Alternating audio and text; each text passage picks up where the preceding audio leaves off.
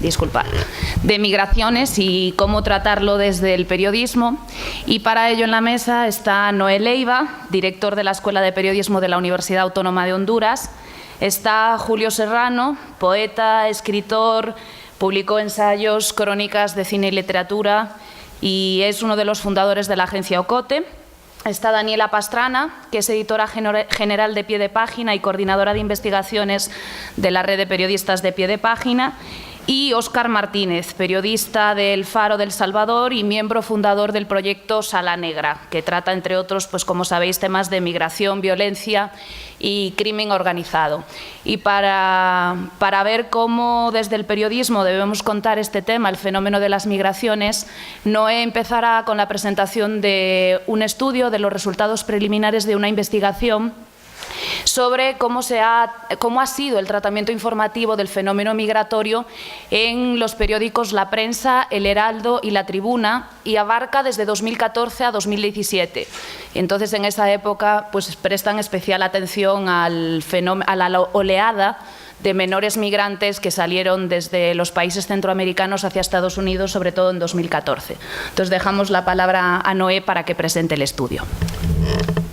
Muy buenos días a todos y todas. Ha sido muy grato conocer a gente de tan alto nivel intelectual. Mi nombre es Noé Leiva y soy el jefe de la carrera de periodismo de la Universidad Nacional Autónoma de Honduras. Y hicimos un estudio por recomendación o pedido de un observatorio de migraciones de la misma universidad, y fue financiado por la Unión Europea, la Cooperación Española y Flaxo. Ven el logo de la universidad y el logo de la Facultad de Ciencias Sociales, de la cual depende el Departamento de Periodismo. Estos son los resultados preliminares de una investigación que denominamos Visibilidad y Tratamiento Informativo del fenómeno migratorio en los periódicos de circulación nacional en Honduras, La Prensa, El Heraldo y La Tribuna, de 4 años, 2014, 15, 16 y 17. Y fue presentado este informe el 16 o 12 de septiembre de este año. Este es un informe preliminar, estamos todavía en el proceso de completar interpretación de algunas otras gráficas. Yo voy a hacer un resumen muy corto, sobre todo por el tiempo y no quitarle mucho a mis compañeros de la mesa. El objetivo general a propósito del tema que nos ocupa y que ha tenido bien la Fundación incluir en este hermoso foro es conocer las características de la cobertura de la migración en los medios de comunicación impresos de Honduras.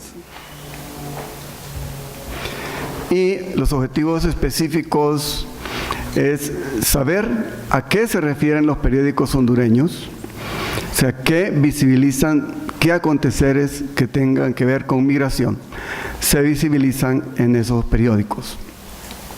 Y nos basamos en las teorías de la agenda setting y el frame. Y el segundo objetivo específico era cómo ha sido abordado mediáticamente ese fenómeno, o sea, el tratamiento periodístico. El paradigma se basa en un estudio que hicimos desde un doctorado en la Universidad Complutense de Madrid.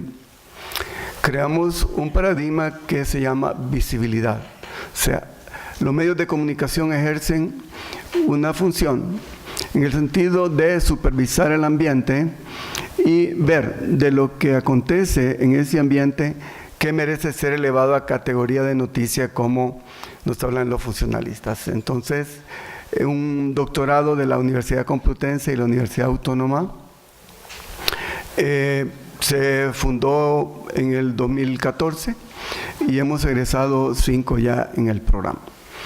Entonces, utilizamos ese paradigma en la investigación. El planteamiento teórico de la investigación está basado en la producción social de la comunicación de Manuel Martín Serrano. La teoría de los sistemas, también de Manuel Martín Serrano. La teoría del control social. Las sociedades crean instituciones para establecer un equilibrio y una de esas instituciones son los medios de comunicación. ¿Y qué metodología utilizamos? El análisis de contenido de las referencias periodísticas relacionadas con el desplazamiento forzado de personas, tránsito de extranjeros y la emigración, así como la deportación de hondureños, que es lo que aparece en las páginas de los periódicos, de los 3 periódicos. Escogimos entonces los 3 periódicos y revisando página por página, los 4 años, nos dio un total de 4.200 ejemplares de los 3 periódicos. 365 días, nos salen todos los días, en la Navidad, el 25 y el 1 de enero, 25 de diciembre, 1 de enero, 1 o 2 días de Semana Santa, pero en total nos salen 4.200 ejemplares que revisamos. Hicimos un muestreo aleatorio con un nivel de confianza del 95% y un margen de error del 5%. Ese universo, para que fuera representativo y con ese margen de error, nos daba que teníamos que trabajar en una muestra de 363 unidades. ¿Cómo se hizo el corpus? Un grupo de docentes y estudiantes nos dimos a la tarea de tomar cada periódico, cada mes, día a día, ir revisando e ir anotando el titular relacionado con el tema migratorio y en qué página aparecía. Luego que constituimos todo el corpus, se tomaron fotografías de cada una de las páginas donde estaba registrado el tema de migración para hacer una exploración cuantitativa. Cuando hicimos el cálculo de cuánto sería la muestra representativa para tener un grado de confianza de 95%, entonces nos arrojó que el tamaño de la muestra era 363 unidades. Se hizo una selección aleatoria simple para escoger la muestra por año, por periódico y por meses. Digamos, tomábamos un periódico y dividíamos por año y luego por meses para que la prueba de bondad nos resultara una muestra representativa y evitar los sesgos.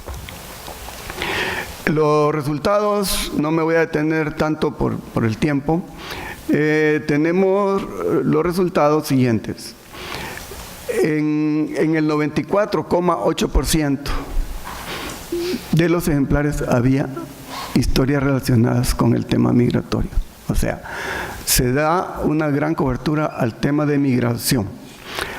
En todos los días que vimos, que son 365 por 4, no hubo referencias nada más en 76 días.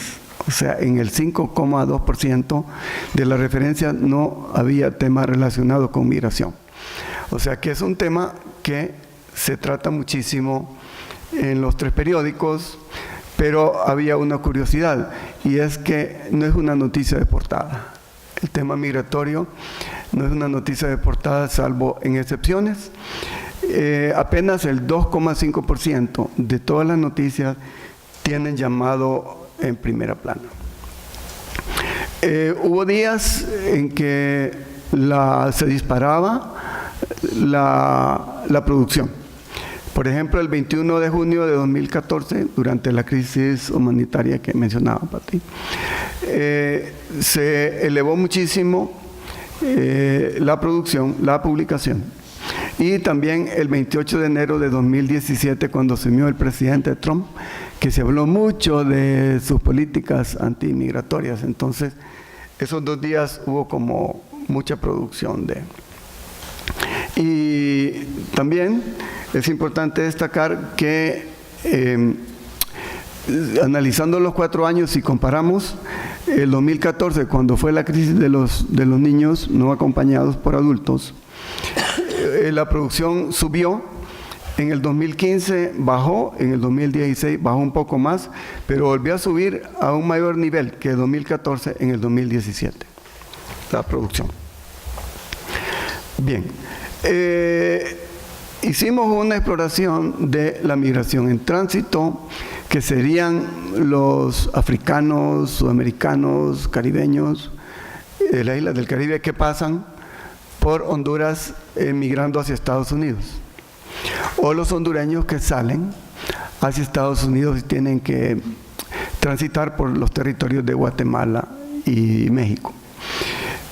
2/3 partes de esas referencias trataban de la migración en tránsito, de esas dos corrientes migratorias. 2/3 partes de las referencias. El desplazamiento forzado, fíjense ustedes que la prensa hondureña no lo trata como migración.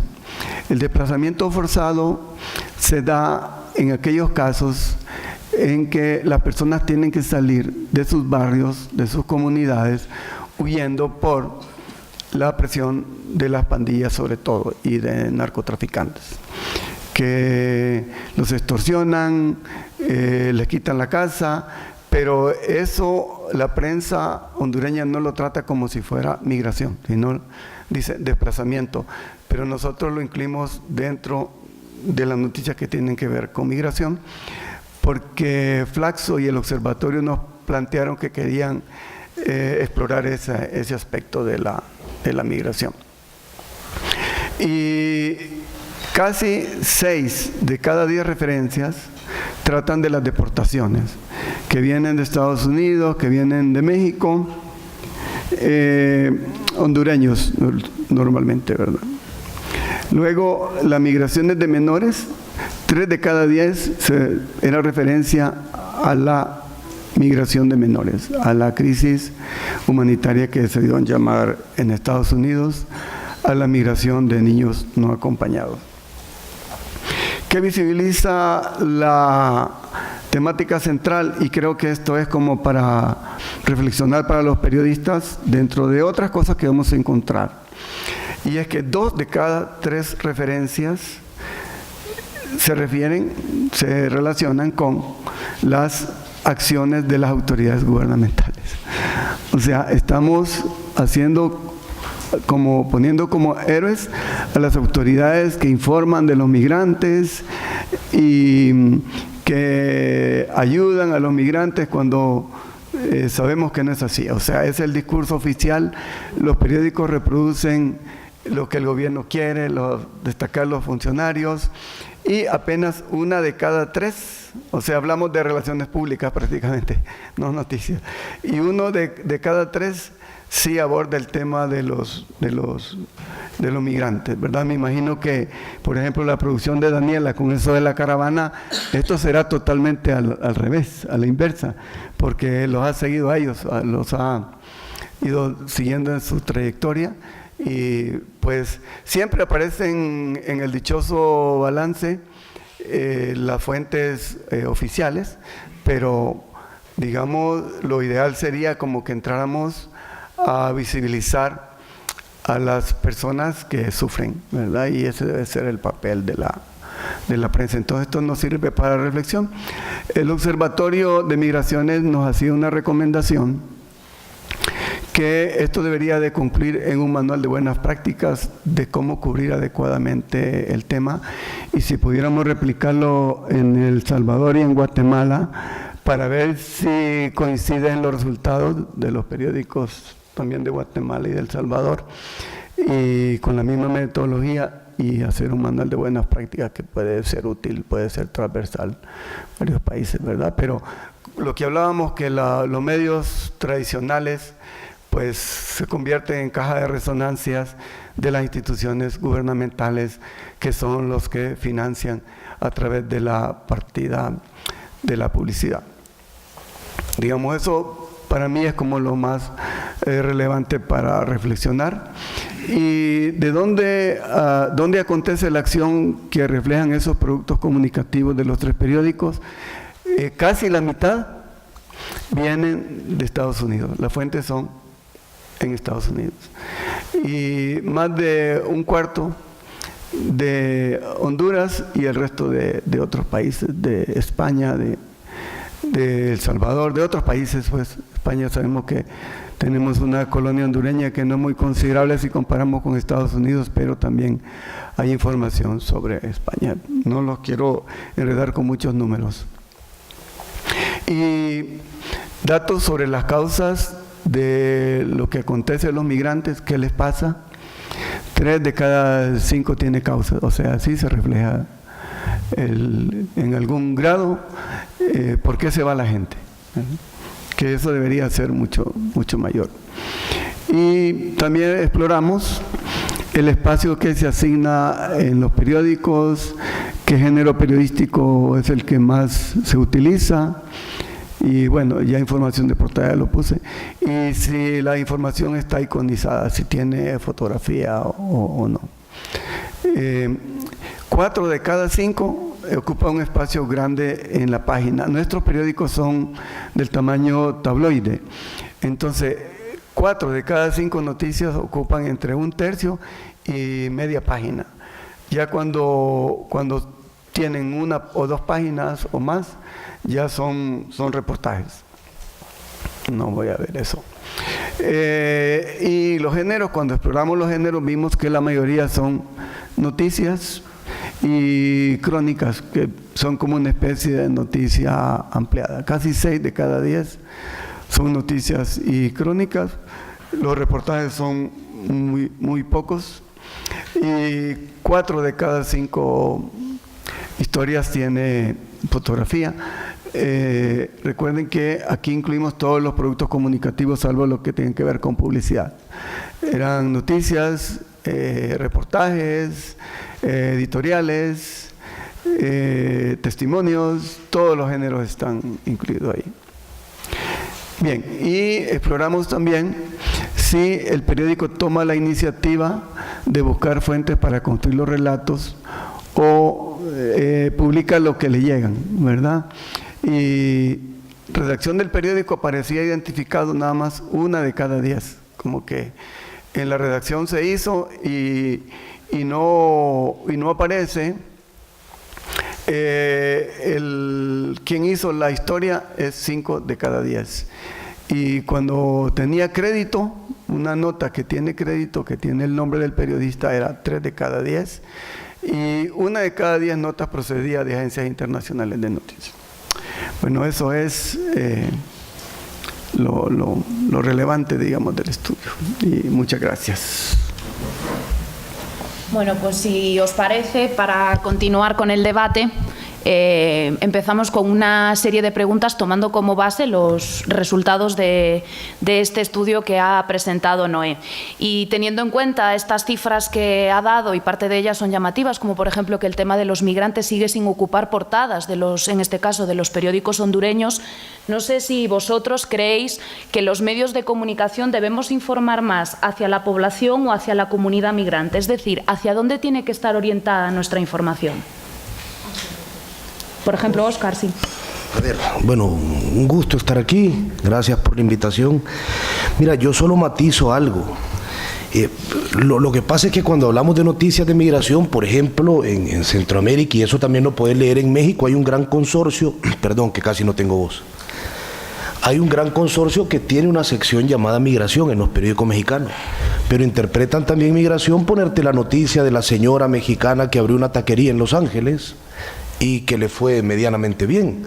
Es decir, cuando hablamos de migración, ¿a qué nos referimos? ¿A la cobertura de una crisis humanitaria en ciertos proyectos periodísticos o a todo aquello que pueda contener esas letras juntas en una página en otras ocasiones? Es decir, hay secciones de migración que de lo que te hablan es casi que de espectáculos de la farándula migratoria centroamericana. Es decir, yo recuerdo haber visto, esto me parecía inverosímil, en un medio a un cantante salvadoreño que se llama Álvaro Torres, que es un señor al que le va muy bien en Estados Unidos, en la sección de migración, y hacían una noticia de que él iba a hacer un concierto para migrantes. Pues supongo que era para migrantes, pues lo iba a hacer en Los Ángeles, ¿no? No tenía que haber migrado la gente o haberse desplazado para ir a su concierto. Mira, yo sí creo eso. Lo que pasa es que hablando de cómo contar desde el periodismo las migraciones, en El Faro hemos hecho un intento y ese intento no ha podido ser sostenido como hubiéramos querido. Nosotros hubiéramos querido que la sección que creamos en 2007, que se llamó En el Camino, fuera una sección permanente. Eso no fue posible por las dos razones que... La primera es que hacer periodismo de migración es muy caro. Es muy caro cubrir migración. Es decir, si vos querés hacer honor al verbo de los migrantes, que es desplazarse, que es moverse, no podés pasar en despachos aire acondicionados y en conferencias de prensa de los institutos nacionales de migración de cada país. Y es curioso porque en cada crisis migratoria en México, vos vas a las conferencias de prensa del INM y ahí hay 80 periodistas. Y vas al sur y hay 3. Entonces decía que hay, metodológicamente a la hora de cubrir esto hay algo dislocado. No solo en los periodistas, que yo no creo que sean malas personas que no quieran ir a mancharse las botas, en los presupuestos de sus medios. Es decir, a un medio le es evidentemente, yo entiendo los tiempos que corren, le es más cómodo mandar a un reportero a media hora de la redacción para que traiga una nota y la publique esa tarde, que invertir en que alguien pase una semana en Oaxaca, en Veracruz, en Tabasco, en el río Suchate, tratando de entender algo que además es complejo. Y lo segundo es que cubrir migración, y eso es algo que en la cobertura, esta es mi opinión, pues, o sea, para abrir debate, ustedes luego peléense conmigo, pero en la cobertura la cobertura de migración es compleja y muchas veces me da la impresión de que se simplifican muchas cosas. Déjenme ver si puedo poner ejemplos. Las fuentes pertinentes en el tema migratorio casi nunca aparecen. ¿Qué fuentes son pertinentes? El comisionado de migración, el grupo Beta de México, que es un grupo que reparte galletas y agua. Los coyotes son pertinentes a la hora de hablar de migración, son indispensables para hablar de migración centroamericana. Los grupos del crimen organizado son indispensables. Los agentes infiltrados en esos lugares son indispensables. Y sin embargo, si hacen un análisis de fuentes, yo no lo he hecho con la seriedad que lo ha hecho Noé, pero lean las notas, no contienen estas fuentes nunca. Es decir, habla o un político que está, un diputado de la Asamblea Legislativa que es de la Comisión de Población y Asuntos Migratorios, o habla el subdelegado, porque en Centroamérica además está esta característica. Muchas veces el delegado para hablar sobre migración, que es crisis humanitarias y gran porcentaje del Producto Interno Bruto de tu país, depende de los migrantes, pero quien se encarga de eso es el subsecretario para asuntos sin importancia de una cancillería perdida. Y ese fuente en todos esos tipos de materiales muchas veces, pero muy pocos periodistas que cubren migración tienen un acervo de fuentes. Pregúntenle a alguien que pueda levantar el teléfono y llamar a un coyote, y coyotes hay, en cada pueblo hay 10, 15, 20 coyotes. No es tan difícil encontrar a uno. No es un acto de locura periodístico haber obtenido una fuente que era imposible. Entonces, me parece que, aparte de eso, el conocimiento del terreno, cuando digo que es complejo, las fuentes que necesitas y el conocimiento del terreno. Vean ustedes, en el caso de México, perdón para los que no estén tan familiarizados con la geografía mexicana, pero en el caso de México, lo que tenemos en mente cuando hablamos de migración son las ciudades ícono del norte, Tijuana, quizás Ciudad Juárez, quizás Reynosa, y para quien ya sea conocedor, quizás entra Tenosique, en Tabasco, Tapachula. Y son ciudades donde pasan cosas, pero muy pocas cosas. Por Ciudad Juárez, por ejemplo, nadie migra más, quizás por Anapra, que es una parte marginal del muro. En Tijuana se empezó a construir el muro en el 94, con el operativo aquel Hold the Line. Es decir, Tijuana es la frontera más asegurada, pero nadie conoce el ejido Jacumé, o La Nariz, o Sonoita, o Caborca, el Sasa de Altar. Es decir, incluso la falta de inversión en cubrir migración ha hecho que incluso el conocimiento del terreno sea muy vago. Son un montón de periodistas y colegas extranjeros que llegan a hacer cobertura migratoria, agarran un vuelo para Tijuana. Sí, ¿por qué vas a Tijuana? No, vas a ver un albergue de los escalabrinianos y gente concentrada enfrente de una playa melancólica donde hay un muro, viéndolo, porque por ahí no pueden pasar. Entonces, y luego, la falta de complejizar esto nos lleva también a cuestiones que se han convertido en tópicos en la cobertura, creo. Una es, y no me malinterpreten esto, la ONGización de los textos. A ver, las ONGs y las organizaciones civiles han sido indispensables en la cobertura migratoria, desde los albergues que hasta la gente que hace estudios, como por ejemplo Flaxo en México con su investigador Rodolfo Casillas, ha marcado precedentes, hizo cosas que nadie había hecho, entrevistó a 1.700 migrantes en tránsito y determinó cuánto más o menos duraba el viaje, cuántos trenes un migrante que cruza México tomaba. Es valioso.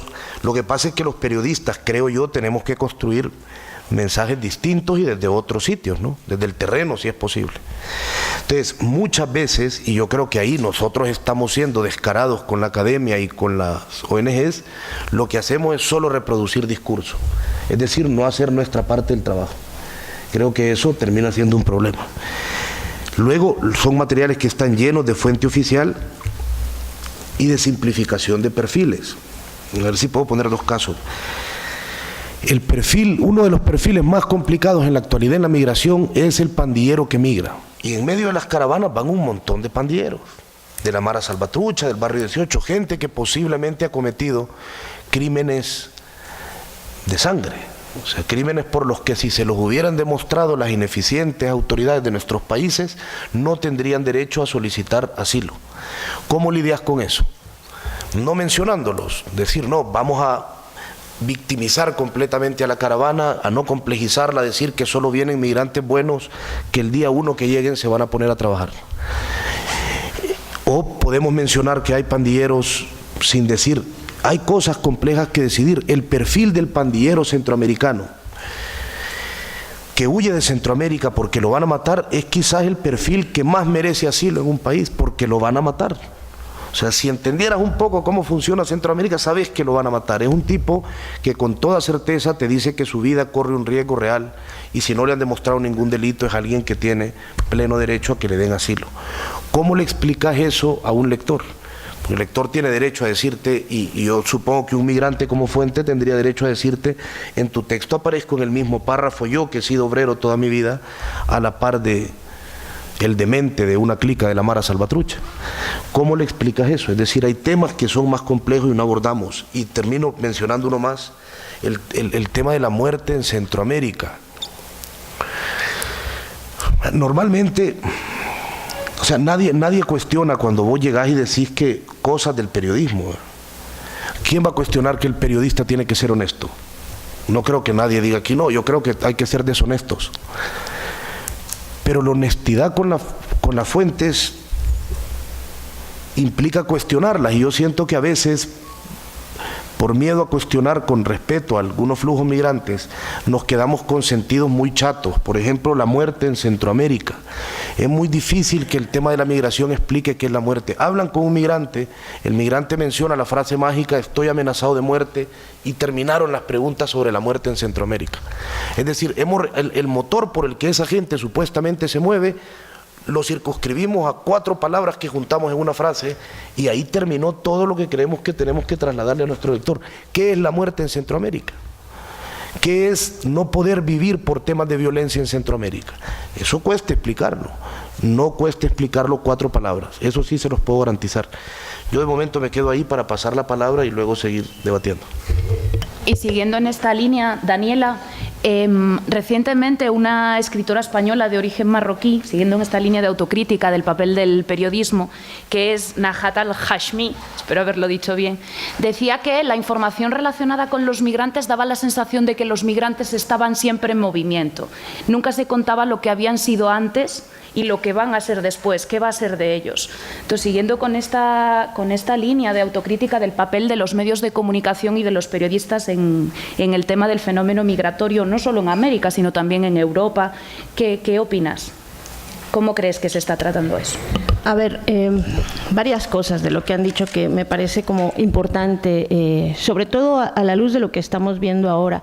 Nosotros creamos, y además inspirados con el trabajo que había hecho El Faro, creamos un sitio especializado en migración hace 4 años que se llama En el Camino. El proyecto tenía justamente de hecho le voy a ver si lo pueden poner, tenía un componente, el de los reportajes, o sea, dividíamos el trabajo en 2 reportajes, en 2 tipos de reportajes. Los que eran transversales, o sea, que abordaban como temas que implicaban a varios lugares y que eran como temas que cruzaban, y los que eran específicos de una región, los que abarcaban estas cosas muy, muy, muy puntuales de esta región. Y tiene otro componente, que es el de un periódico que distribuíamos en los albergues de migrantes. Ese es el sitio,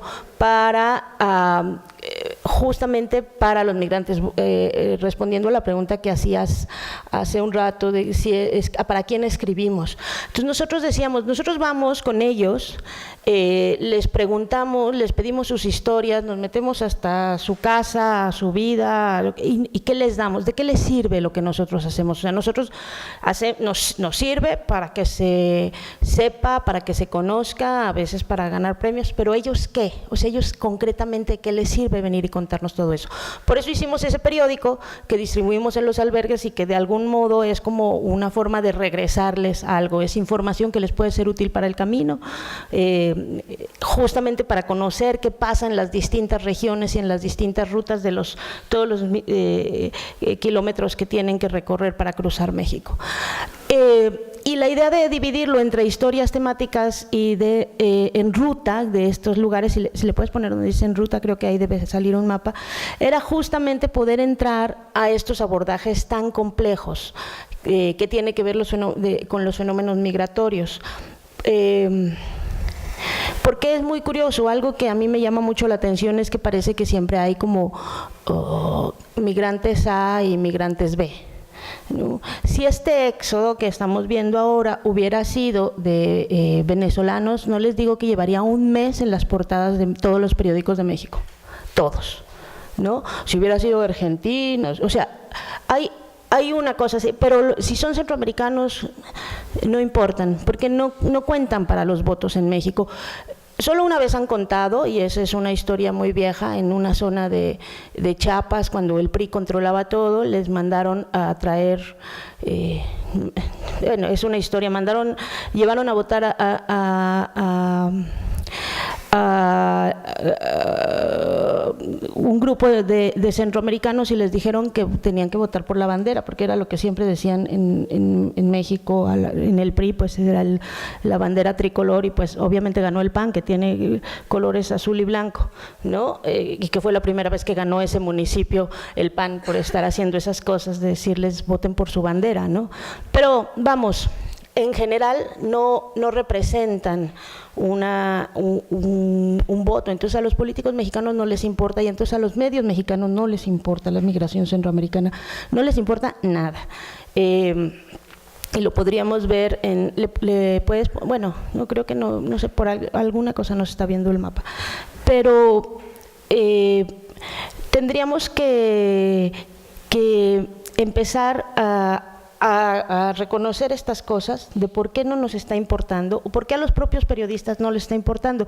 Nosotros, en esto que les contaba ayer, de cómo el modelo ese que hemos hecho de primero capacitas, sensibilizas, haces los grupos, luego haces como un grupo más especializado, luego haces equipo, lo que logramos fue tener una red muy amplia de periodistas que cubren el tema migratorio y que cubren, digo, bastante bien, independientemente de los medios en los que están, o en algunos casos, como les decía ayer, ya ni siquiera están dentro del medio, o sea, ya están fuera de los medios, pero tienen cierta incidencia.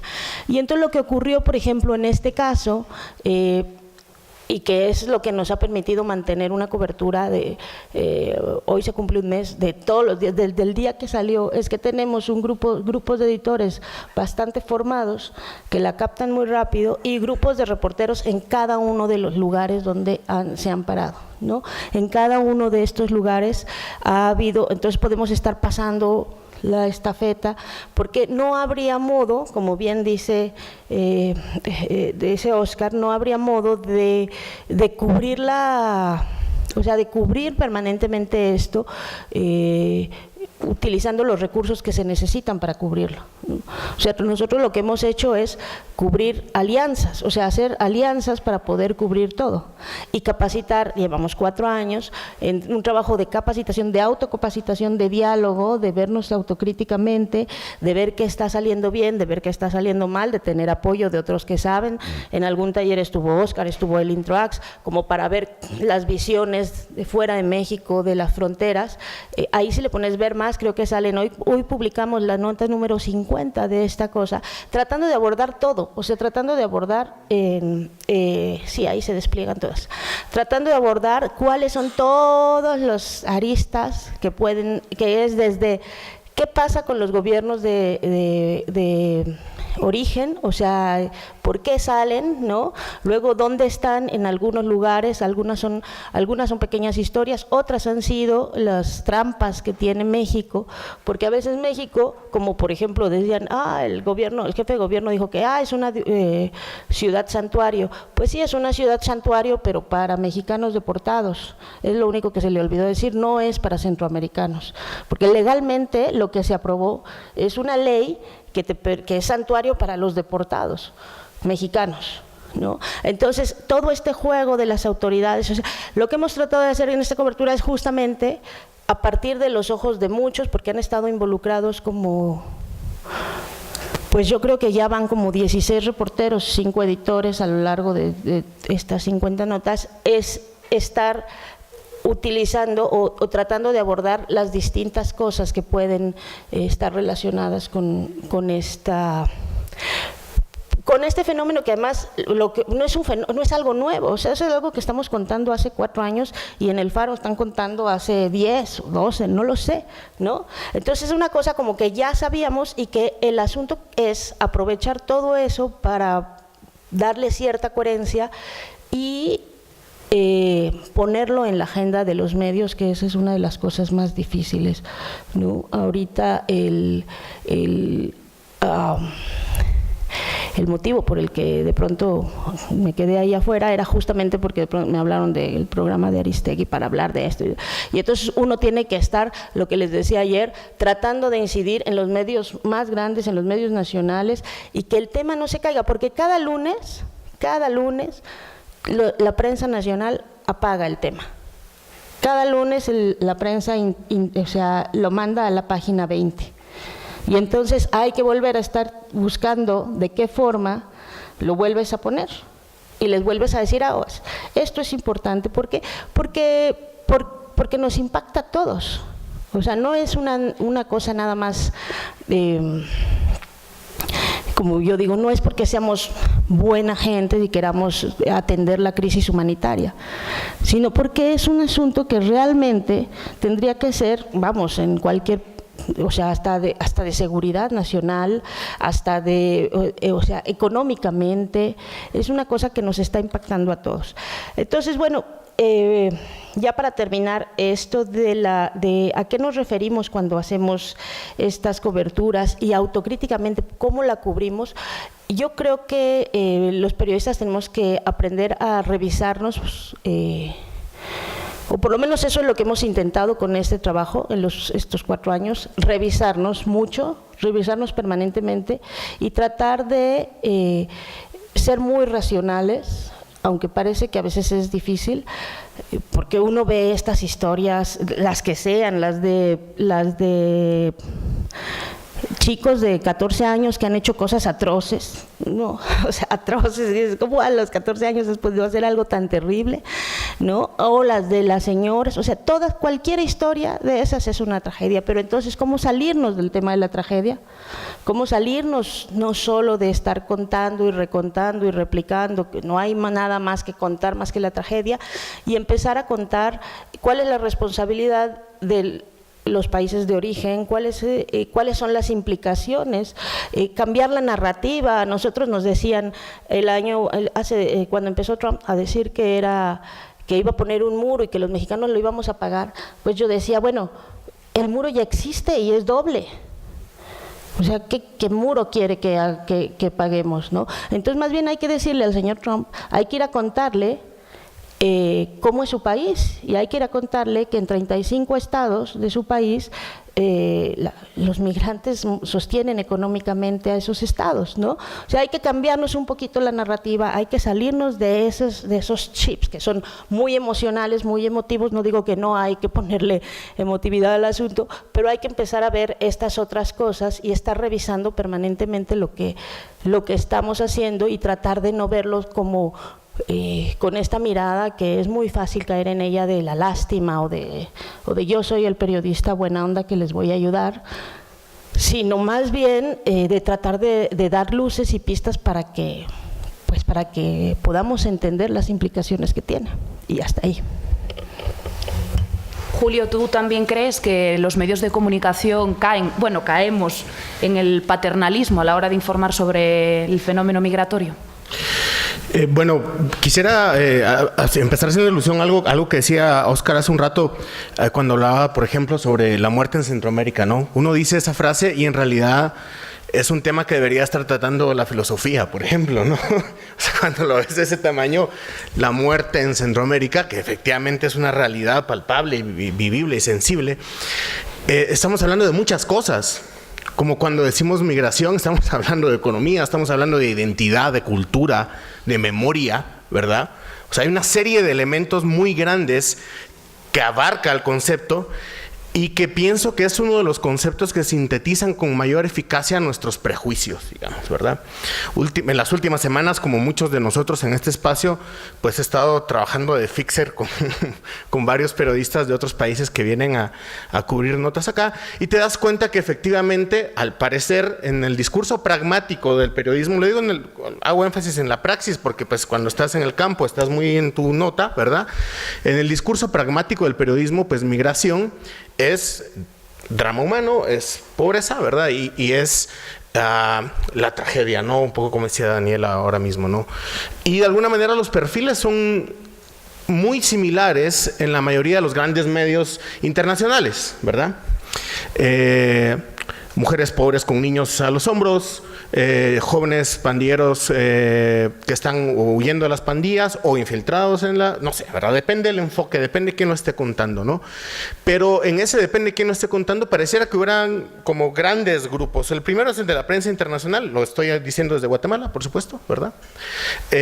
Donde la visión es, de alguna manera, una visión que ha cambiado muy poco desde que ocurrió así en 1990, empezó a hacer sus primeros reportajes rojos sobre los migrantes, ¿no? Y aparecía todavía en muchos lugares no había el muro, ¿verdad? Yo tengo esa imagen de niño viendo al Pedro Cersec diciendo, los mojados y sus mochilas, ¿no? Y para muchos ese sigue siendo el imaginario migrante, que es una especie de ser distante y lejano que está atravesándose el desierto. Por ejemplo, imágenes como desierto, por ejemplo, ¿verdad? Que también es un lugar común del relato, ¿verdad? Lo digo pensando en que sí, si bien es árida, muy árida la región, muchos ni siquiera tenemos idea de qué tipo de desierto estamos hablando, etcétera. Entonces estos imaginarios han quedado un poco estancados y replicados por un lado de nuevo nuestros grandes limitaciones y prejuicios, replicados en la prensa internacional, en el sentido de que simplifica de una manera muy burda, lo voy a decir sin mala intención, pero efectivamente me parece que sí lo es, un fenómeno muy complejo. Y luego también, a un plano más cercano, es que nosotros también ejercemos esas mismas simplificaciones, pensando en cosas, y ahora voy a salirme un poco del periodismo, pensando en que esta realidad la tiene que contar el periodismo, ¿no? La migración, que tiene tantas patas, ¿verdad? Necesitaría muchas voces para ser contada, y cuando digo muchas voces también me refiero a muchos lenguajes, y esto es importante decirlo. En la región, y siendo un problema regional y una realidad regional y una sensación regional, no hay contenidos regionales respecto a esto, por un lado. Y por otro lado, el único espacio que tiene infraestructura narrativa en la región es el periodismo. Las artes no tienen un espacio narrativo, la educación no tiene un espacio narrativo, y aquí, bueno, me corrijo, es el periodismo y la publicidad, ¿no? La publicidad es la otra que sí tiene un espacio narrativo que usa, y a la publicidad, por supuesto, la migración no le interesa, porque no tiene, por el momento todavía no tiene nada que venderle a los migrantes. El día que descubran algún buen producto será un negocio también para la publicidad, pero por el momento esta idea de que el periodismo lo tiene que contar todo me parece bien compleja, sobre todo pensándolo desde el periodismo.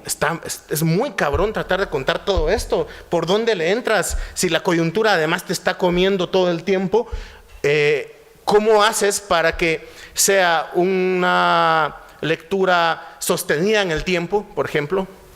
Que dure en términos de que puedas volver a verla hacia atrás, que también pienso que es una de las grandes carencias de la narrativa de las migraciones, exceptuando muy valiosos ejemplos, donde encuentras, por ejemplo, pocos libros narrando esto en la región, ¿verdad? Y en ese sentido, pues los Martínez han hecho un gran trabajo, y pienso que los libros más leídos de Centroamérica son de periodismo. Eso es bien interesante. La literatura por el momento estamos bastante atrás, y luego no hay literatura sobre migración, digamos, ¿verdad? También es otro fenómeno curioso. Los espacios simbólicos están generando muy pocas cosas. Desde las artes visuales hay algunas cosas, desde el cine hay más cosas, porque evidentemente es un tema de interés en términos visuales.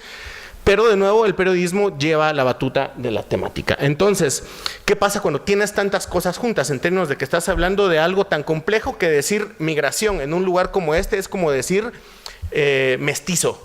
O sea, tiene la misma categoría de profundidad y de complejidad. De hecho, me corrijo, en el contexto histórico y social que vivimos, decir migrante es lo mismo que decir indio, ¿verdad?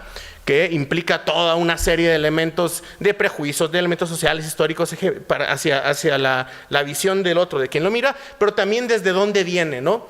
La migración es un fenómeno que viene desde abajo, y no estoy seguro que tengamos ni las herramientas ni las categorías justas y claras a la mano para entenderla, a sabiendas de que mucho de su origen viene de un espacio simbólico con el cual no tenemos interlocución, con el cual tenemos pocas posibilidades de intercambio, ¿verdad?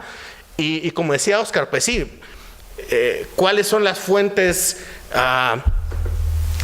válidas y validadas para esto, y las legítimas, ¿verdad? O sea, sí, también vale la pregunta, ¿verdad? Y pienso que son fuentes que han estado evolucionando y que siguen evolucionando, porque, de nuevo, es un fenómeno muy grande, muy complejo. Sí, es un laberinto narrativo, y quiero terminar con la idea de que pienso que algo que tiene mucho que aportar el periodismo y los medios en general es que, al ser el gran aparato que sí tiene infraestructura para narrar, ¿verdad? Y no me refiero nada más a los periodistas, sino a infraestructura práctica, páginas de papel real que circulan, sitios con gran tráfico, etcétera. Pienso que hay una oportunidad grande de prestar la infraestructura, digámoslo así. Digo prestar porque también puedo imaginar que sí es un desahogo para el periodismo dejar entrar otros lenguajes a su espacio tradicional. Cuando digo otros lenguajes me refiero a que si el filósofo tiene que escribir sobre la muerte en Centroamérica, pues que lo haga, que de hecho lo está haciendo, pero no tiene ninguna manera de salir, ¿no? Porque sí hay páginas web de filosofía que tienen, no es incomparable el tráfico con el que puede tener el Faro, por ejemplo, ¿verdad? Entonces, ¿qué pasa si la infraestructura que ya está montada, que ya está establecida, puede de alguna manera prestar, lo pongo muy entre comillas, o compartir espacios y compartir sobre todo lenguajes con maneras narrativas que no son necesariamente propias del periodismo y que son contenidos que ya existen y que ya están ahí? Y terminar diciendo con que dentro de toda esta discusión hay elementos fundamentales que por ahí se están quedando bastante fuera, como la radio, por ejemplo, ¿verdad? En torno a cómo generar o cómo tener algún mínimo contacto con las comunidades que sí están migrando, que sí tienen en este espacio de la migración, no nada más el tema estrictamente de la crisis y de la tragedia que implica para sí mismos y sus familias, sino también de sus épicas y de sus narrativas locales, ¿verdad? Que también son parte de la identidad ya de nuestros países, que es imposible pensar en el tema sin pensar en identidad, por ejemplo, ¿verdad? De nuevo, con todos sus bemoles y con la profundidad de la tragedia, pero sí pienso que hay espacios que el periodismo aún puede seguir tomando, digamos, o retomar o profundizar, como de nuevo la radio, ¿verdad? Pensando en que efectivamente dudo mucho que alguien en la caravana se baje algún podcast de Radio Ambulante, pero estoy seguro que más de alguno llevará la radio encendida, ¿verdad? Pero hasta acá me quedo. Noé. Bueno, sí, con respecto a la duda de Julio, o de Oscar, la investigación, toda investigación pues tiene sus limitaciones, por muy científica que sea. Y primero había que definir los parámetros de la investigación. Y uno de los elementos con que chocamos al principio era justamente esa preocupación tuya de los migrantes, ¿cómo los vamos a definir? ¿Quiénes son los migrantes? Si hablamos también de fuga de cerebros, gente que migra porque tiene un cerebro privilegiado y está en Harvard y está en universidades estadounidenses, a ese no lo consideramos, ese no está excluido en la investigación. Y Álvaro Torres también estaría excluido. Fuimos nada más, digamos, con el tratamiento del fenómeno social, como conflictividad social, que la gente migra por una necesidad, porque tiene problemas de desempleo, o huye de la violencia, o las corrientes migratorias también de africanos o de las islas del Caribe que pasan por Honduras, cómo la prensa lo aborda. Y también tenemos la limitación que hicimos un estudio cuantitativo de la prensa tradicional. No entramos a otros medios alternos o como alternativos, como llamamos, que seguramente están construyendo un discurso diferente, y Julio y Oscar están haciendo un trabajo excepcional, lo mismo que en México, ¿verdad? La prensa alterna está haciendo un gran trabajo y justamente es la que nos permite como tener un balance de lo que realmente está aconteciendo. Preferimos informarnos a través de estos medios. Patricia, su gran trabajo que ha hecho, están reflejando la realidad, pero es correcto lo que dice Julio, como hacer una autocrítica. ¿Qué más podemos hacer para visibilizar adecuada y apropiadamente el fenómeno? Y no sé si aquí entra también, y nos puede decir Ricardo y otros compañeros, el periodismo de soluciones. Antes Daniela hacía un aporte en el que me gustaría un poco que profundizarais todos, ¿no? Decíais que los migrantes centroamericanos no importa. ¿Cuál es la diferencia entre el fenómeno migratorio en Centroamérica comparado con el otro que se da en el resto del mundo, en Europa, por ejemplo? ¿Y qué diferencia hay entre el fenómeno migratorio de ahora, como la caravana de migrantes que está yendo hacia Estados Unidos, y el que pudo haber, por ejemplo, con la crisis humanitaria de menores en 2014?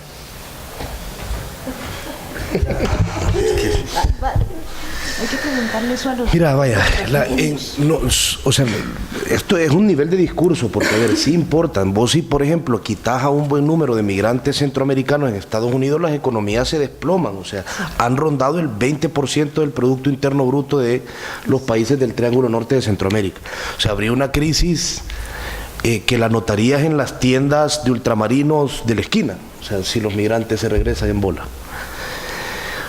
Yo digo esto porque, por ejemplo, son cosas simbólicas de discurso. En El Salvador, yo recuerdo cuando vos tenías entre el 2007 y el 2010 que el tema de los secuestros masivos de los Zetas a migrantes indocumentados empezó en México, sobre todo en la ruta que venía de Tabasco, Veracruz, y luego llegaba hasta Reynosa. Hubo una visita del expresidente Mauricio Funes, el primer presidente de la izquierda, ahora está asilado en Nicaragua porque lo acusan de haberse robado más de $300 millones. Él visitó justo, o sea, él tuvo un problema, le cayó la visita a México justo después de la masacre de los 72 migrantes en aquel nefasto rancho de San Fernando, Tamaulipas, en 2010. Entonces vino y a la par del presidente Calderón en la conferencia de prensa no mencionó el tema, lo cual pasó desapercibido, o sea, ese silencio tan ruidoso pasó desapercibido en la prensa nacional. Habían matado brutalmente a 72 migrantes, muchos de ellos eran salvadoreños. A eso me refiero cuando digo que no importan. Todo el mensaje de las sociedades centroamericanas, el monumento que vos tenés para los migrantes en El Salvador está ubicado al regreso del aeropuerto. Y es un monumento que se llama Hermano Lejano, bienvenido a casa.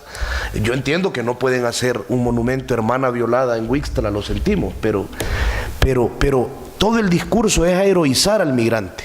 Todo el discurso de los países centroamericanos, esta es mi interpretación. Yo no he hablado con el que elaboró esa política pública que es un entramado no escrito entre las leyes del país, pero todo camina hacia heroizar al migrante e ignorar su sufrimiento, es decir, y en eso la prensa hemos sido muy buenos para reproducirlo. Fíjate que ¿de qué hablamos? La prensa normalmente. Hablamos de los migrantes cuando regresan deportados y son un problema nacional, y cuando regresan en forma de dinero, televisores plasma. Hablamos muy poco de ellos cuando ejecutan su verbo, que es transitar. Es decir, yo no recuerdo la última nota de un medio formal, al margen de las caravanas, de un medio de los principales medios centroamericanos, que haya contado la debacle de un grupo de migrantes en Huixtla, o en Macuspana, o en el Barí, el Aile, el 20, todos esos pueblos donde ellos pasan por decenas todos los días. Ahorita están pasando por ahí. Nunca he visto un material sobre, el único que lo ha hecho de hecho en la academia, Rodolfo Casillas, la autoridad que en el camino más asalta a los centroamericanos es la policía de Guatemala. Y eso que tenemos libre circulación aquí. Los que más asaltan a los indocumentados están acá. Pero entonces toda esa narrativa en los medios, seguimos hablando siempre de deportación y de remesas, que no digo que sean temas de poca importancia. La deportación en Centroamérica, la deportación malentendida creó las pandillas como las entendemos ahora. Si la deportación de 4.000 miembros de la Mara Salvatrucha y el Barrio 18 entre el 89 y el 94 de Estados Unidos es lo que ha generado, éramos países incipientes, países que estaban creando instituciones. No teníamos una Policía Nacional Civil, no teníamos una Comisión de Derechos Humanos. Esa deportación, sin comprender como otras que vienen en camino ahora mismo, generó que solo en mi país, y según datos oficiales, haya 64.000 pandilleros activos actualmente. Entonces, no sé, me da la impresión de que en México no importan por razones concretas, no votan por tres, y esta la enunciaba muy bien Flaxo en un momento. No votan, entonces no son un activo político que nadie quiera casar. No denuncian porque entienden que las autoridades que están enfrente de ellos son el enemigo. Si cuando Flaxo desarrolló esa encuesta en Saltillo a 1.700 migrantes en tránsito, hasta los bomberos de Chiapas los habían asaltado. Preguntaron por autoridades, ¿cómo vas a ir a pedir agua a guarniciones enemigas? No vas a hacer eso. No denuncian. Y en tercer lugar, pretenden tener vidas fugaces, discretas, anónimas. Avanzan, no se quedan. No pretenden establecerse en ningún lugar. Entonces son víctimas perfectas. Los secuestros que los Zetas perpetraban no eran pasto de películas hollywoodenses con grandes operativos. Eran hombres armados en pick-up que se paraban a la par de las vías de lugares anodinos como Medias Aguas, Coatzacoalco, Apizaco, que muchas veces las vías del tren son el corazón de esos pueblos, y a punta de pistola subían a los que lograban agarrar, pues como una cacería así, muy salvaje, enfrente de las alcaldías, y los escondían en casas que poco distaban del lugar de secuestro. Yo recuerdo en la marcha fue por el niño Martí, un niño hijo de un empresario. Hubo una gran marcha blanca en el DF. Yo venía de Coatzacoalcos de hacer un texto que se tituló Los secuestros que no importan. Iba a decir que era poco original, pero bueno. Y yo recuerdo que en el DF había una gran marcha de gente vestida de blanco por algo terrible, el secuestro de un niño, hijo de un empresario. Pero entonces vos entendías las dos categorías de humanos que el reconocimiento político le da a la gente. Por ese niño marchaban miles de personas en el centro de un país, por decenas de miles que dormían en casas de secuestros. Ese día no marchaba nadie. Y eso también tiene que ver, el periodismo construye focos de visión de cosas. No había nadie viendo a cientos de secuestrados, y había todos viendo a un secuestrado. Y esa es una decisión editorial política de diferentes medios que decidieron ver una cosa y no ver otras. Entonces tampoco todo es los terribles políticos cómo nos destruyen, son gente en los periódicos decidiendo sobre presupuestos, decidiendo sobre recursos humanos, decidiendo sobre tipos de cobertura y priorizando cosas. ¿Qué importa más, cubrir bien o terminar el mes con un balance financiero bueno? Yo les digo, el Faro no existiría si hubiéramos escogido la segunda ruta. Me quedo ahí. Perdón. Nosotros tampoco, si hubiéramos escogido. Sí, bueno, me quedo con esto que dice Oscar, ¿no? Hay dos categorías humanas en este reconocimiento político. Esa es la respuesta. ¿Por qué lo eligen así los medios? O sea, ¿por qué no les importa? Pues las tres cosas que acaban de decir, o sea, no votan, se mueven. Ayer mismo, el domingo, ¿hoy qué día es? ¿Hoy es martes? Sí, bueno, el domingo hubo una marcha que se autonombró la Marcha FIFI en la Ciudad de México, que era marcha como de élite, que están en contra de la cancelación del aeropuerto, es otra historia, pero bueno, hubo una marcha que eran 4,000 personas. En el país hay 17,000 personas de estas 4 caravanas que se están moviendo ahorita. ¿Y qué salió en las portadas? ¿Cuál fue la nota principal del lunes de todos los medios de la prensa nacional? La Marcha FIFI, ¿no? Y la caravana, bueno, otra vez a reducirla, a ocultarla, y eso que, bueno, ahorita es muy difícil que se oculte ya después de las dimensiones que ha tomado, pero con todo y eso sigue siendo una decisión editorial y sí, bueno, pues habría que preguntarles a ellos. No es una, incluso para muchas agencias, para muchos otros grupos, la cobertura deja de ser importante. Por ejemplo, nosotros creamos en el camino, con apoyo de Open Society, un área de migración, pero después, 2 años después, casi todas las agencias movieron sus recursos hacia otros temas, todas, o sea, no era una cosa solo con nosotros, se acabó. Nosotros decidimos mantenerlo porque era una decisión política, editorial, lo vamos a mantener aunque no tengamos recursos y aunque le bajemos y todo eso, bueno, pero se acabó. Se acabó hasta que de pronto vino la famosa crisis de los niños, ¿no? Y entonces, ¿en qué momento le importa al mundo? ¿En qué momento le importa al primer mundo desarrollado, súper desarrollado, estos temas? Bueno, pues cuando están muertos, cuando hay una gran tragedia como los 72 migrantes, cuando hay un éxodo de niños, o sea, en esos casos. Pero todo lo demás que implica las causas y las consecuencias de esto que estamos viendo y que es permanente y que no se acaba, le importa muy poco al resto del mundo, porque justamente son de los sectores más vulnerables que hay, o sea, de los grupos que están en una situación de, ya sean víctimas, victimarios, porque son de los más vulnerables. Entonces no nos importa, a la gente puede seguir en México yendo al cine, a hacer sus cosas. Bueno, si no nos importan nuestros propios desaparecidos, ¿qué nos van a importar los desaparecidos de Centroamérica que cruzan en México, ¿no? O sea, estás como tan llena de problemas que se les olvida, pero tampoco le importa mucho al resto del planeta, a menos que cuando brincan estas cosas, cuando ya hay una tragedia, pero que no surgen por generación espontánea.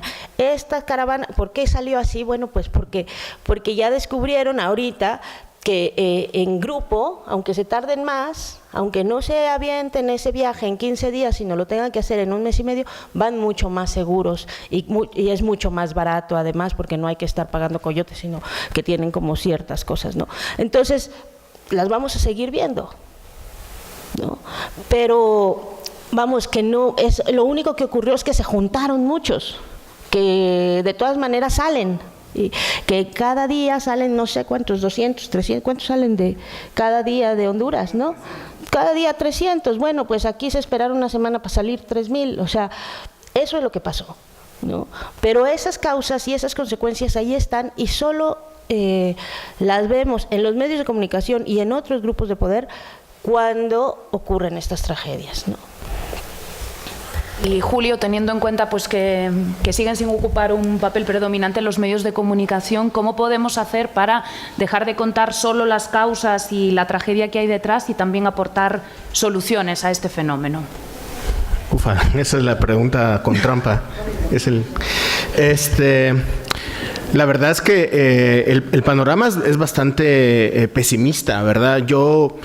O sea, cuando te das cuenta que las causas pues, son estructurales y que tienen que ver con políticas de Estado y sobre todo con complicidad de los grandes poderes económicos de los países, sabes que eso no va a pasar. O sea, no hay voluntad política ni mucho menos voluntad empresarial para ponerle algún nombre al gesto nefasto de los grandes capitales en nuestros países. Es muy difícil hablar de otra cosa. Es un poco como blanco y negro, ¿no? O hablas, como decía Óscar, estamos hablando de esta trampa heroica que está haciendo el discurso público así solapadamente, porque no tampoco lo van a hacer explícitamente. O hablas de la tragedia, o hablas de tu tía que llegó, ¿verdad?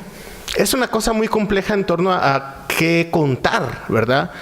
Porque, de nuevo, es un tema que interesa y no interesa. O sea, interesa, como bien decía Daniel, la segunda temporada, pero a nosotros nos debería interesar todo el tiempo. A mí me llama la atención, la semana pasada estaba buscando en la ciudad de Guatemala alguna pinta, un mural o cualquier cosa que tratara sobre migración. Y justo solo encontré dos hechas muy a la carrera que se hicieron justo el día que pasó la caravana en la Sexta Avenida, una calle bastante importante, y luego un empapelado, ¿verdad? Un empapelado que lleva rato de estar ahí y que nadie mira, ¿verdad? Es evidente que también en los grandes espacios urbanos para las clases medias no es un tema en términos de profundidad, digamos, ¿no? Hasta que no se juntan de a 3,000, no los miras, ¿no? Entonces es muy complicado el tema de aportar ¿qué? Digamos, ¿verdad?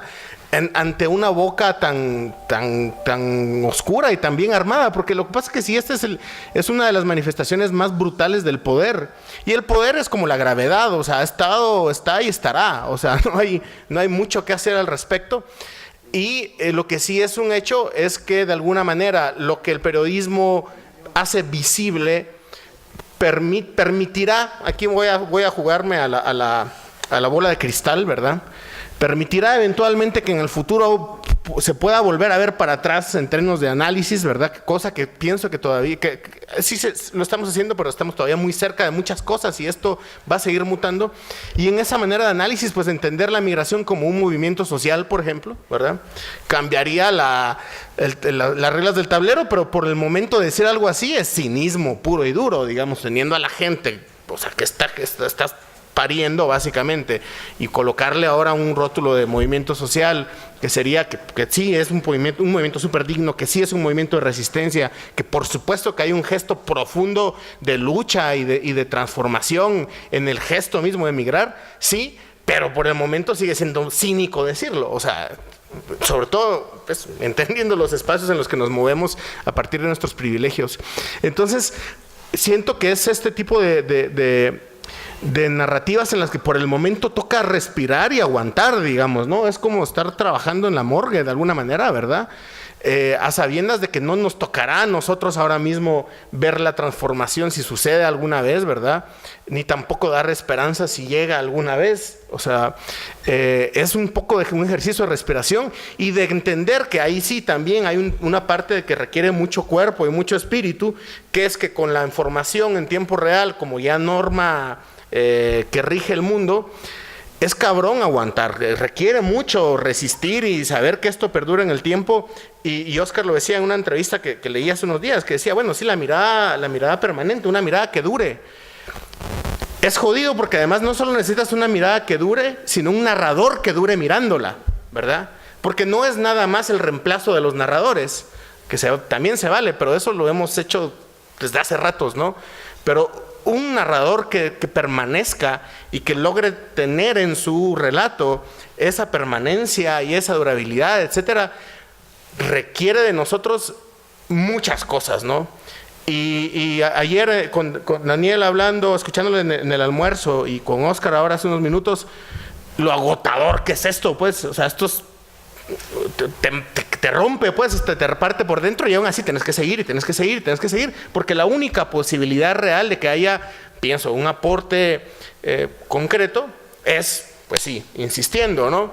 Y aquí es donde de alguna manera, esa es como el activismo secreto del periodismo, es aguantar, ¿verdad? Es aguantártela y encontrar maneras, aunque sean retóricas, que es como la forma en que uno lo termina resolviendo, entre la retórica y el alcohol o el baile, ¿verdad? O los encuentros de periodistas. Pero encontrar maneras de darle sentido a esto, porque al final, y yo sí creo que ese sí es el gran aporte que hace el periodismo en la región para esto, es empezar a darle sentido a un absoluto sinsentido, ¿verdad?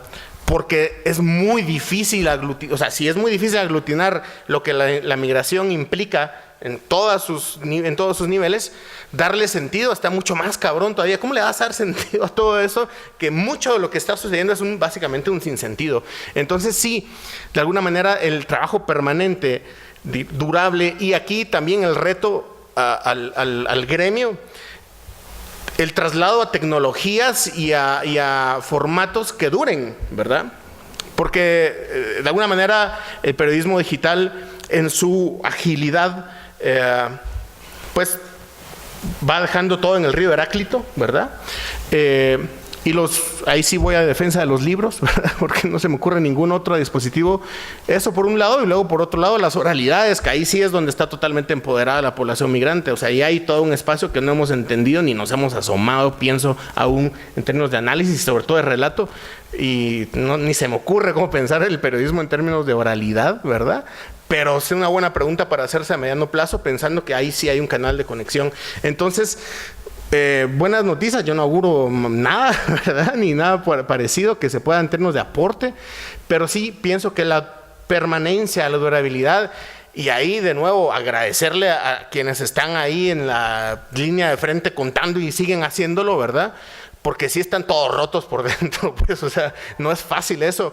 Y siento que el gran aporte por el momento que se puede hacer es ese, seguir, pues, ¿qué más? Y para abrir un poco el debate, no sé si alguno de vosotros, veo que sí, tiene preguntas. Sin gafas no veo mucho, pero por allí levantaron la mano. Buenos días a todos.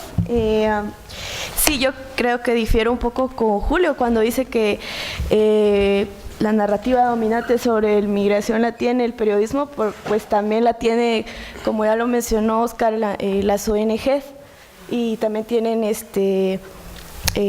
pues han hecho estudios. El problema con las ONGs, y ahí sí creo que la responsabilidad más grande sí la tiene el periodismo, es que el periodismo es, digamos, eficaz o al menos, y también masivo, llega más. O sea, un libro que hace una ONG, pues lo leerán otros cientistas sociales, no lo lee la gente.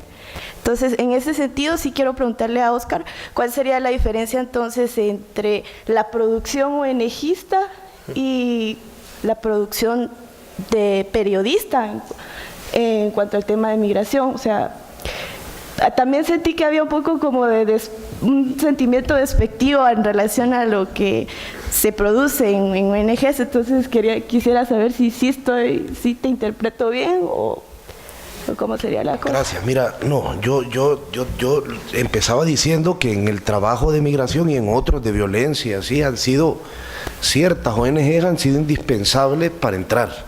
Es decir, ONGs que están a pie de guerra. ¿Qué te digo? Los albergues al final tienen categoría jurídica de ONG, de organización non-profit. El albergue Hermanos en el Camino, la 72 en Tenosique, son espacios donde vos podés interactuar con los migrantes. Sin esos espacios sería muy difícil cubrir migración. Hay otras ONGs que, a mi parecer, hablan de temas que, como los periodistas, aquí hemos empezado criticando a los periodistas, luego no digan que empezamos por la CET y luego digamos nada, primero nos criticamos nosotros. Hay muchas ONGs que, creo yo, hablan de cosas que no entienden, porque las hablan desde los lugares más privilegiados de ciertas ciudades y tienen solo pequeñas conexiones con gente que pretende entender las cosas. Pero bueno, tendrán algún rol, pero estamos aquí para hablar de periodismo. Yo lo que pasa es que con toda esta idea del periodismo activista, yo voy a poner esto en la mesa, una definición que nunca me ha gustado, porque creo que es irreal. Es decir, no es que los activistas, es antinatural que un periodista que cubra temas sociales no admire a activistas que se han fajado la vida y que no solo nosotros llegamos un rato al terreno, hay activistas que habitan el terreno, viven ahí y trabajan ahí todos los días de su vida. Pero los códigos éticos de ambos oficios son distintos. Lo que define al periodismo es código, ¿qué tengo yo que hacer? ¿Cómo balanceo una nota? ¿Cómo puedo no entrevistar? ¿Qué tratos puedo tener con una fuente? ¿Cómo aplico el valor de la honestidad dentro de una investigación? Son códigos distintos. Yo cuando marco una distinción no marco un desprecio, simplemente una distinción. Entonces, actuar con reglas de activista para hacer periodismo produce mal periodismo. De eso sí estoy convencido. Y nuestro trabajo no es hacer periodismo, es tratar de, a ver si vos humanamente luego querés proponerle a alguien. Yo nunca le he propuesto a alguien, no sé, nunca le he propuesto que formalmente, que le puedo sacar de una situación de riesgo, le he ofrecido albergue, o lo que le he ofrecido es contar bien la historia, intentar contarla bien. Lo que he propuesto, y a veces eso es incómodo incluso para quien se lo planteas. Yo recuerdo hace poco, no diré en qué sitio específico, hicimos un especial de refugiados en el Faro con Univisión. Y entonces apareció ahí un muchacho que era de El Salvador, era de una clica de la 18, de un subgrupo interno del barrio 18 que se llamaba Piguaynos Locos Sureños, y él era un pandillero que había cometido bastantes homicidios. El acuerdo con la fuente fue que yo le ocultaba el nombre, porque si se descubría y él confesaba, como confesó en el artículo, que había cometido 7 homicidios, no aplicaba ya para refugio, que ya se lo habían dado, sino que solo aplicaba para convenciones internacionales contra la tortura, que es un estatus mucho más difícil y burocrático de ganar. Entonces la gente de la ONG, que nos había facilitado muchísimo el trabajo, me pidió no pongas ese perfil, porque esto afecta, y le dije, no es parte de mi trabajo censurar perfiles de lo que voy a publicar. De hecho, parte de mi trabajo es complejizar cosas y contarlo. Y además, y esto ya lo digo ya no como periodista, como persona que tiene ideas a veces locas, si nosotros no construimos complejidad, luego viene gente con mensajes terribles y construyen sencillez, y eso pasó en las elecciones estadounidenses, y eso es, si nosotros no pronunciamos las cosas en su justa dimensión, otros las pronuncian fuera de su justa dimensión, y pasa lo que está pasando. Es decir, vamos a decir que todos son buenos y que todos van a migrar y van a ir a trabajar 24 horas a Estados Unidos, siempre van a estar trabajando y cargando ladrillos. Y eso vamos a contar, y vamos a contar solo a la madre que llora, y construir mensajes sencillos no es una labor que sirva para nada. Ya vemos quiénes se aprovechan de los mensajes sencillos. Decir, vienen pandilleros, ahí hay pandilleros. Explicar por qué van pandilleros anula mensajes muy simplistas. Decir gente que viene a matar, entender cómo operan las pandillas en Los Ángeles a diferencia de en Centroamérica, anula mensajes simplistas. Entender por qué esos muchachos aceptaron entrar a la pandilla y 3 años después quisieron renunciar. Entender quién creó las pandillas. Yo recuerdo, con esto de cómo nos voltean a ver poco los medios, mi editora de columnas de opinión en el New York Times me dijo en un momento, yo escribí como en el 8º párrafo, escribía, la Mara Salvatrucha no nació en Centroamérica, nació en el sur de California. Ella me decía, hey, this is a headline. Yo le decía, esto es un titular hace 20 años, loca. No ahora, o sea, nacieron, ya los deportaron, ya la pandilla creció. Pero ese es, permite, aún a estas alturas, alguien que en teoría tenía que editar opinión internacional, tenía esta sencillez de mirada sobre Centroamérica, porque habían cosas que no se habían contado. Entonces, no, en ningún momento, y paso al micrófono a mis colegas para que me ayuden a complementar, en ningún momento pretendí decir que la diferencia entre el trabajo de las organizaciones civiles y el trabajo del periodismo hacía del trabajo de las organizaciones civiles algo de ninguna manera inferior al trabajo periodístico.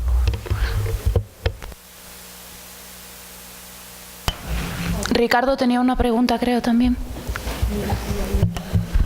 Era Sí, una pregunta y un comentario. Lo que Noé muestra es consistente con muchos estudios que se han hecho en América Latina sobre la cobertura de la prensa en general con temas sociales. Yo recuerdo, simplemente porque es el que recuerdo, pero estoy seguro que hay más, por ejemplo, Germán Rey, que es del Consejo Rector de la Fundación y miembro de nuestra Junta Directiva, hizo hace muchos años, cuando él era defensor del lector del Tiempo, un análisis sobre la cobertura de la pobreza y también, por ejemplo, la principal fuente y la que más figuraba eran los funcionarios públicos. Y las fotos en las que más aparecían era de gente encorbatada en unas oficinas, por ejemplo. Y la pregunta tiene que ver con si, digamos, en esos análisis parte de la cuando uno entra a hablar con los medios y con los periodistas sobre qué es lo que pasa, por qué, parte de la dificultad, y con esto no estoy justificando que si eso está bien o mal, pero parte de la dificultad de los periodistas que cubren estos temas que no son especialistas es en determinar la calidad de las fuentes. Tienen muchas dificultades como no conocen del tema, entonces no saben si están hablando con una ONG que es de una ONG de las de verdad, o si es una que es un rollo escondido, ¿me entienden? Entonces tienen muchas dificultades con respecto al tema de ponderar las fuentes. Esto tiene que ver, por supuesto, con el hecho de que la gente que está cubriendo no es especialista, no conoce el tema, y eso, pues, allí hay una reflexión para hacer, que los medios tienen que hacer. Pero me pregunto si, por ejemplo, en el trabajo que ustedes hacen en México, digamos, nosotros en alguna época, en la Fundación y en otras organizaciones con las que yo he estado, una de las estrategias que hemos tratado de hacer es como desarrollar directorios de fuentes. Recuerdo que lo hicimos, por ejemplo, hace muchos años, cuando el conflicto en Colombia, había muchas dificultades para la prensa determinar académicos, buenos académicos que cubrían temas relacionados con el conflicto. Entonces hicimos un directorio de fuentes con académicos colombianos especialistas en los temas del conflicto armado. Entonces me pregunto si esa estrategia no podría ser algo a desarrollar, interesante o no.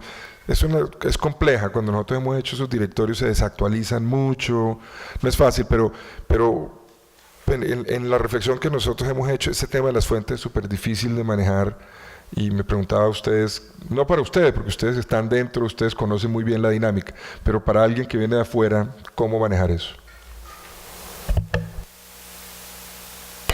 Bueno,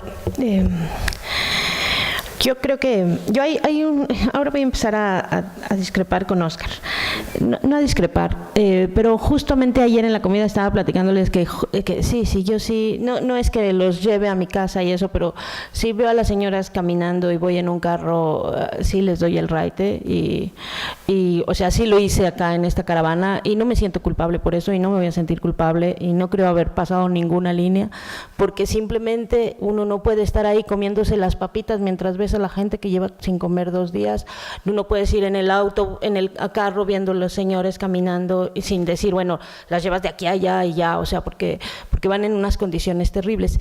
Y creo que depende del tiempo. Y bueno, pero me parece muy bien también, que es parte de las discusiones internas que tenemos en la red, que hay gente que dice, yo solo voy a contar la historia, y yo pienso que nosotros, yo creo que tenemos una responsabilidad, o sea, cuentas la historia, pero ¿qué les regresas? O sea, no nada más es contar la historia por contar la historia, porque es como, en la red luego hacemos un ejercicio, yo he hecho ese ejercicio con muchos de mis alumnos,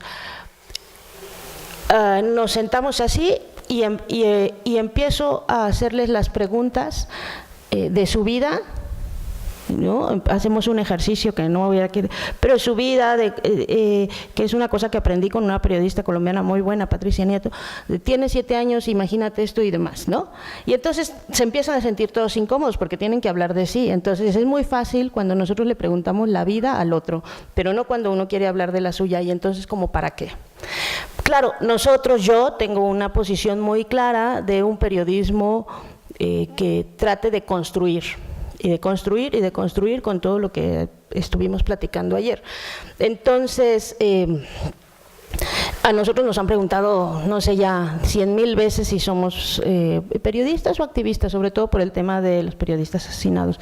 Y a mí eso ya me da mucho flojera. Yo espero tener un mundo mejor y uso las herramientas del periodismo, que son investigar, verificar y todo lo que puede tener el periodismo sobre eso, ¿no? Pero creo que hay momentos para cubrir ciertas cosas. En el sitio tenemos varios reportajes sobre los pandilleros que salieron de Centroamérica y están, incluso se abrió un albergue en Oaxaca y luego se abrió otro en la Ciudad de México, o más bien se pasó a la Ciudad de México, sobre muchachos pandilleros que estaban saliendo y eso, y hemos cubierto esa parte. Pero pienso que si ahorita lo contamos, o sea, en estos momentos en los que están pasando por México, con esta gran xenofobia que ha explotado en las redes sociales, y de pronto les empiezas a decir, bueno, aparte de las señoras, vienen estos pandilleros, bueno, la gente que ni siquiera se ha acercado, que ni siquiera los conoce, no solo no logras el tema de que se sensibilicen con el fenómeno, sino que además generas esta reacción terrible de odio de gente que está muy lejos de ellos, o sea, y de la realidad social del país, porque no nada más es Centroamérica, o sea, México tiene cualquier cantidad de problemas parecidos, solo que México es un país muy grande, ¿no?